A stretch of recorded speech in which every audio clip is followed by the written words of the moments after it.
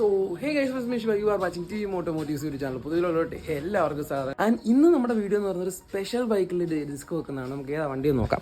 And കണ്ടല്ലോ, ഇതാണ് നമ്മളിന്ന് ഡിസ്ക് വെക്കാൻ പോകുന്ന വണ്ടി. അപ്പം നമ്മൾ R15 പ്രോജക്റ്റ് ഇരിപ്പുണ്ട്, അത് ഓൾമോസ്റ്റ് തീരാറായിരിക്കുകയാണ്. അതിൻ്റെ അപ്ഡേറ്റ് വേറെ വരും. ആൻഡ് നമ്മൾ ഇന്നത്തെ വർക്കിലോട്ട് വരാം.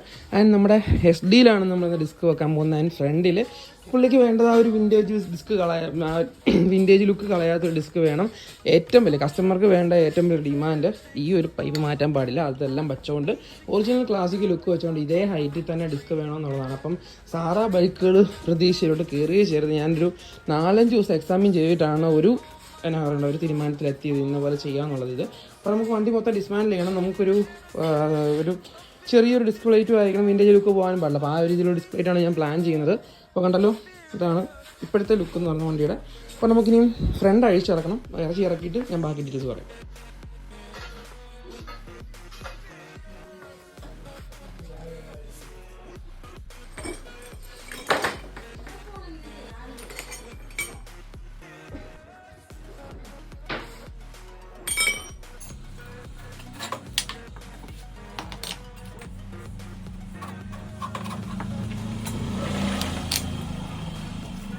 നമ്മൾ ഫ്രണ്ട് അഴിച്ചിറക്കിയിട്ടുണ്ട്. അപ്പോൾ ടീസ്റ്റംബോൾ ഇനി ഊരണം. നമ്മൾ ഫോർക്ക് വരെയുള്ള ഐറ്റംസ് ഉപയോഗിച്ചത് സാധാരണ ഫോർക്ക് കഴിക്കുന്ന പോലെയല്ല, മൊത്തത്തിൽ എൻ്റെ ഡിഫറൻ്റ് ആണ്. പിന്നെ ഈ ഫോർക്കും അഴിക്കണം, അതിൻ്റെ കൂട്ടത്തിൽ ഹെഡ് അഴിച്ച് വെക്കണം, ടോപ്പ് ലൈറ്റും അഴിക്കണം. കാരണം നമ്മുടെ ചെയ്യാൻ പ്ലാൻ ചെയ്തേക്കുന്ന പൾസറിൻ്റെ ഫസ്റ്റ് മോഡൽ സ്റ്റമ്പ്. കാരണം നമ്മൾ ആ ഒരു ട്യൂബിലോട്ട് കയറി പോകണമെങ്കിൽ ആ സ്റ്റമ്പ് ചെയ്താലേ പറ്റത്തുള്ളൂ. അപ്പം അതിന് വേണ്ടിയിട്ട് ഇതിൻ്റെ അളവ് നോക്കുമ്പോഴത്തേക്കും അതിനപേക്ഷിച്ച് വളരെ വലുതാണ്, അത് മാറ്റി പിടിക്കാം.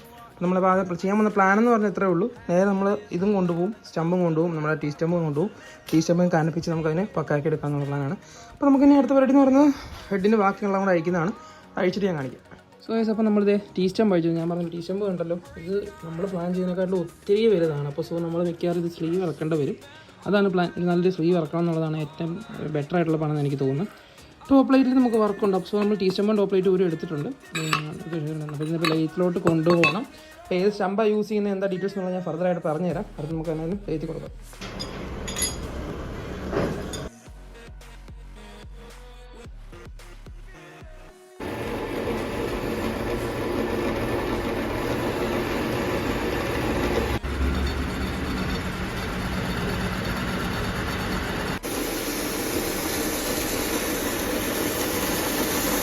അപ്പോൾ നമ്മൾ പ്രൈമറി ആയിട്ടുള്ള പരിപാടി തീർത്ത് നമ്മൾ കൊണ്ടുവച്ചിട്ടുണ്ട്. അപ്പം ഞാൻ ആദ്യം പറഞ്ഞ പോലെ നമുക്ക് കസ്റ്റമർക്ക് ഉണ്ടായിരുന്ന ഏക ഒരു ഡിമാൻഡ് എന്ന് പറഞ്ഞാൽ വണ്ടിയുടെ ഒറിജിനൽ ലുക്കിൽ നിന്നുള്ള ആ ഒരു സ്റ്റാൻഡേർഡ് തന്നെ കീപ്പ് ചെയ്യണം എന്നുള്ളതാണ്. അപ്പം ഇത് നമ്മുടെ സ്റ്റോക്ക് സ്റ്റമ്പാണെന്ന് ഞാൻ പറഞ്ഞു തന്ന ഓൾറെഡി. ഇത് മൊത്തം വള്ളിയാണ് സംഭവിച്ചാൽ അതിന് അത് സ്റ്റമ്മിലെ വർക്കിംഗ് പോലെ എങ്ങനെ എനിക്കറിയില്ല. അപ്പം പുള്ളി പറഞ്ഞ പോലെ നമ്മളിത് കണ്ടല്ലോ, ലെഗ് ഏകദേശം സ്റ്റോക്ക് ആ ലെഗ് ഇരിക്കുന്ന തന്നെ സെറ്റ് ചെയ്തിട്ടുണ്ട്. ഞാൻ ഈ ഒരു ട്യൂബ് വേണമെന്നുള്ളതാണ് പുള്ളിയുടെ ഏറ്റവും വലിയ ഇതുണ്ടായിരുന്നത്. അപ്പോൾ നമ്മൾ അത് സെറ്റ് ചെയ്തിട്ടുണ്ട്, എഴുതി കൊടുത്ത് നമ്മൾ റെഡിയാക്കി എടുത്തിട്ടുണ്ട്. ആൻഡ് സ്റ്റമ്പ് കറക്റ്റ് നിൽക്കാനായിട്ട് ഒരു ഹൈറ്റിന് ആടി കൊടുത്തിട്ടുണ്ട്. ആൻഡ് വെയിറ്റ് ഉള്ള വണ്ടി ആയതുകൊണ്ട് നല്ല ആക്ഷൻ കിട്ടണം നമുക്ക്. കാരണം ഇത് ഓവറായിട്ട് ആക്ഷൻ ആയാലും വണ്ടി കുത്തിക്കിടക്കും. ആ ഒരു പ്രശ്നം വരാതിരിക്കാനുള്ള വകുപ്പ് നമ്മൾ ചെയ്തിട്ടുണ്ട് ഇതിനകത്ത്. അപ്പം കണ്ടല്ലോ, പ്രൈമറി ആയിട്ടുള്ള ലുക്ക് കണ്ടല്ലോ, കറക്റ്റ് നമ്മുടെ ഒരു സ്റ്റോക്ക് വണ്ടിയിൽ എങ്ങനെ വരുമോ അതുപോലെ സെറ്റ് ചെയ്യുന്നുണ്ട്. കാരണം ഈ ഭാഗമെല്ലാം അകത്തോട്ട് പോകുമ്പോൾ ഹൈറ്റിനൊന്നും കാണത്തില്ല. അപ്പോൾ ആ പുറത്ത് കാണുന്ന വാരി ഇതാണ്. ഇതും നമ്മുടെ ഒറിജിനൽ സ്റ്റമ്പ് പോലെ ആ ഒരു ആദ്യമേ ഉണ്ടാകുന്ന ലുക്ക് തന്നെയാണ് വരുന്നത്. അപ്പം സ്റ്റമ്പിൻ്റെ ഏരിയയിലെ വർക്ക് ഓൾമോസ്റ്റ് ആയിട്ടുണ്ട്. ഇനിയും ഒരു കോൺസെപ്റ്റ് അടിച്ച് നേരെ വണ്ടിയോട്ട് കയറ്റുക എന്നുള്ളതേ ഉള്ളൂ പ്രൈമറി ആയിട്ടുള്ള പരിപാടി. അപ്പോൾ അതുകൂടെ കയറ്റിയിരുന്നെങ്കിൽ ഞാൻ ബാക്കി എക്സ്പ്ലെയിൻ ചെയ്ത് തരാം.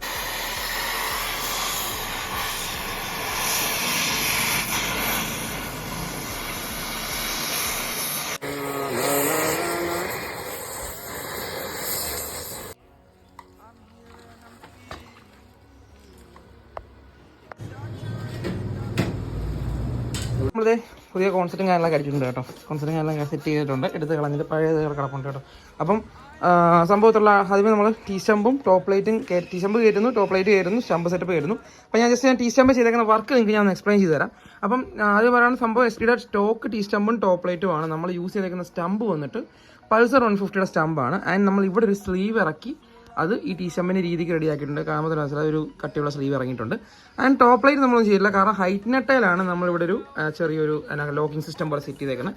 ആൻഡ് ടോപ്പിൽ ഇതുപോലെ വലിയൊരു വാഷറും അതിൻ്റെ നട്ടും, അതാണ് നമ്മുടെ ഈ കറക്റ്റ് നമ്മുടെ ടീ സ്റ്റമ്പിൽ ലോക്കിംഗ് സിസ്റ്റം വരുന്നത്. വലിച്ചു മുറുക്കാനുണ്ട് ഗ്യാപ്പുള്ളത്. പിന്നെ താഴോട്ട് വരുമ്പോഴത്തേക്ക് നമ്മൾ സ്റ്റോക്ക് SD വരുന്ന പോലെ നമ്മുടെ ആ ഒരു കവറിങ് കറക്റ്റായിട്ട് വരുന്നുണ്ട്. സംഭവം പ്രസ് ചെയ്ത് കാണിച്ചാൽ പ്രോപ്പർ വർക്കിംഗ് ആണ്, കുഴപ്പമോ കാര്യങ്ങളൊന്നുമില്ല. അപ്പോൾ നമ്മൾ പരിപാടി എന്ന് വെച്ചാൽ ആദ്യമേ നമുക്ക് ടീ സ്റ്റമ്പ് സെറ്റ് ചെയ്തിട്ട് ബാക്കിയുള്ള പരിപാടി ഞാൻ എക്സ്പ്ലെയിൻ ചെയ്ത് തരാം.